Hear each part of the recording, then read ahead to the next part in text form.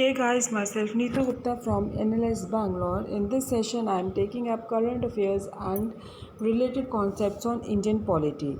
So guys, in the last session, we have discussed about the National Recruitment Agency जो कि common entrance test conduct करने के लिए setup की गई थी फॉर द कॉम्पिटिटिव एग्जाम्स.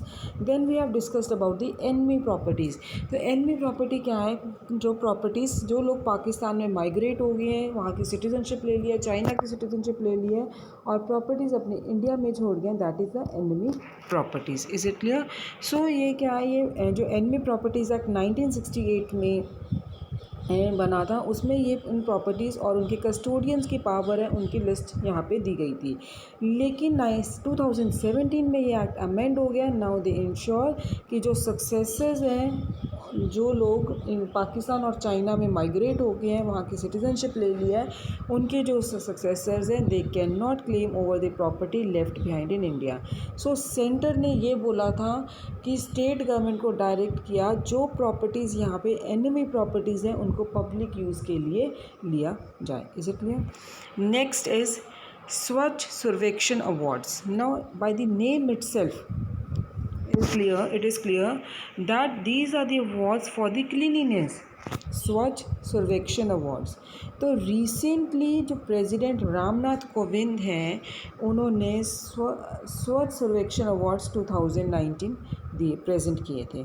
तो सबसे क्लीननेस सिटी कौन सी कंट्री में? Indore has been awarded the cleanest city in the country in the Swachh Survekshan 2019 awards. लेकिन जो भोपाल है, इसको क्या डिक्लेयर किया गया? Cleanest capital. Is it clear? Indore cleanest city in the country, इसको स्वच्छ सर्वेक्षण अवार्ड 2019 मिला है. एंड भोपाल है, Bhopal has been declared as the cleanest capital. Is it clear? So about Swachh Survekshan 2019. स्वच्छ Survekshan 2019, it was conducted to study the progress of Swachh Bharat Mission and rank urban local bodies. Swachh Bharat Mission urban and rank urban local bodies in India on the basis of cleanliness and sanitation. अब लक्षद्वीप को छोड़ के, क्योंकि ये area हमेशा स्वच्छ सर्वेक्षण के स्कोप से बाहर रहा है, state of West Bengal had also opted not to practice. तो लक्षद्वीप और वेस्ट बंगाल स्वच्छ सर्वेक्षण में नहीं आते हैं because they have opted not to participate. Is it clear? तो ये it was about the स्वच्छ Survekshan 2019. Now evolving focus of successive सर्वेक्षण 2016 और 2017 में स्वच्छ सर्वेक्षण indicators थे. They were constructed with the purpose of monitoring progress of ULBs towards स्वच्छ भारत targets. 2018 में जो फोकस थे shifted from process and outputs to the process and outputs to outcomes. So current round में they have already reached an advanced stage of achieving most of its target. The Swachh Bharat Mission Urban had mandated the Swachh Sarvekshan 2019 focus on sustainability. Is it clear? क्या है, 2016 और 17 में जो स्वच्छ Survekshan indicators थे, they were constructive for the purpose of monitoring progress of ULBs towards Swachh Bharat targets. 2018 में जो focus किसको शिफ्ट हो गया? From process and outputs to the outcome. Now current round में they have already reached an advance stage of achieving most of its target. क्या थे उनके? सर्व सर्वेक्षण 2019 focus on sustainability. Is it clear? So measurement indicators within the survection were redesigned to capture whether initiatives taken by the cities are sustainable in long run. So they are going beyond the ODF status and looking into usability of toilets and unit level facial sludge management, levels of cleanness and waste management protocols in place of every ward of a ULB and bylaws and regulatory compliance. So toward this end, over and above three pillars of earlier survections, जैसे कि service level progress है, independent validation है, direct observation है, citizen feedback है, और fourth assessment introduce हुई थी by SBM, that is certification of cities on ODF plus and ODF plus plus. और इस पे जो गार्बेज फ्री सिटीज़ हैं उनको स्टार रेटिंग दी जाएगी bye independent third party. Is clear? तो ये था आपका सर्व सर्वेक्षण अवार्ड। इसमें क्या है कि क्लीनलीनेस अवार्ड किसको मिला है? इंदौर को। कौन सी सिटी को? इंदौर को। ठीक है। एंड उसको कौन सा मिला था? भोपाल को, क्लीनलीनेस्ट कैपिटल। सो ये जो स्वच्छ सर्वेक्षण 2019 है, जैसे कि 3 प्रोड्यूसर्स थे, that was conducted for the progress of cleanliness.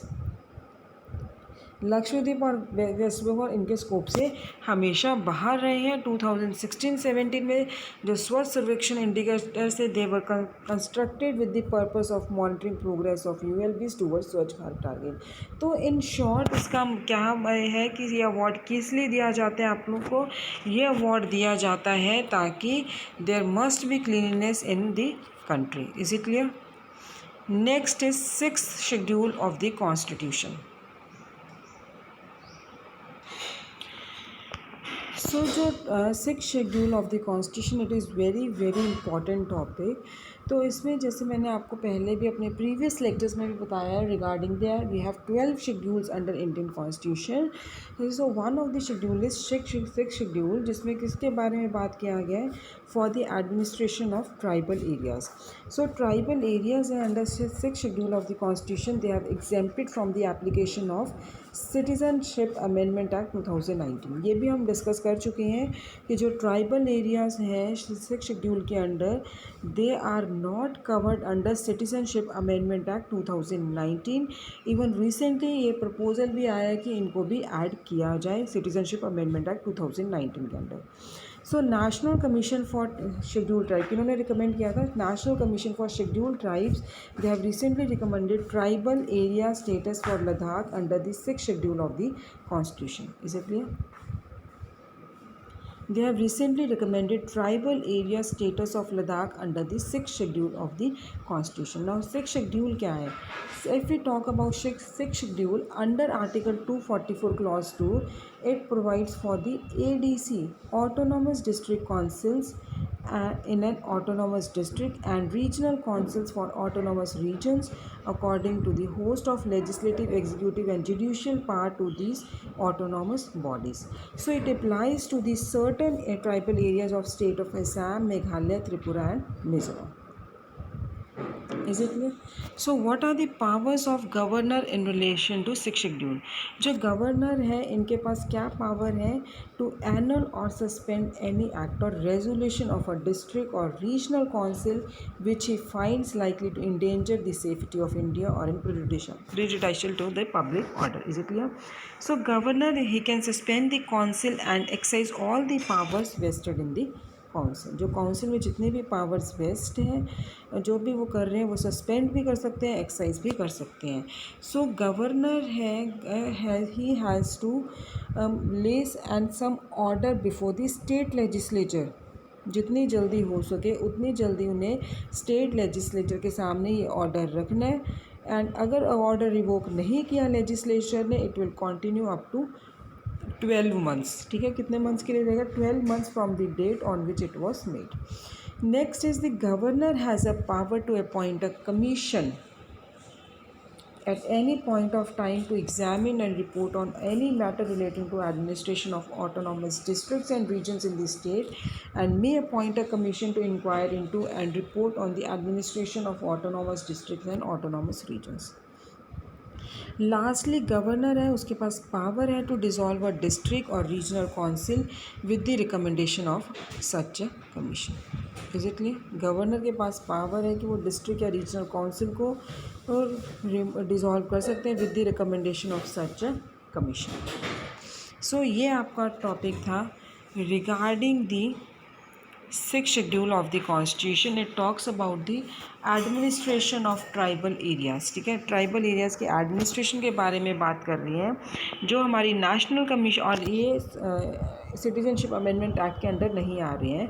Recently national commission for scheduled tribes है, they have recommended that tribal area status for Ladakh under 6 schedule of the constitution should be given. तो 6 schedule में अगर हम देखें तो article 244 clause 2 it provides for the autonomous district councils and regional councils. Autonomous district councils किसके लिए? Autonomous district के लिए। रीजनल काउंसिल किसके लिए? ऑटोनॉमस रीजन्स के लिए। And accords a host of legislative, executive and judicial powers to these autonomous bodies. It applies to certain tribal areas of the state of Assam, Meghalaya, Tripura and Mizoram. So what are the powers of the governor in relation to the 6th schedule? Governor has power to annul or suspend any resolution of a district or regional council, ठीक है। Then governor है वो suspend कर सकते हैं सारे powers जो कि काउंसिल में वेस्ट हैं। गवर्नर है they have to power to appoint a commission also, ठीक है, ताकि वो इन रिपोर्ट्स को एग्जामिन कर सकें related to the administration of autonomous district and the state in the and the regions in the state. And even governor has a power to dissolve a district of a regional council with the recommendation of such a council. Clear हो गया ये? तो ये इसमें इस topic में आपका mainly ये बताया है कि गवर्नर के पास क्या पावर्स है regarding the 6th schedule and it is very very important. So guys in this session we have talked about 2 topics that is 6th schedule and the Survekshan awards 2019। Thank you.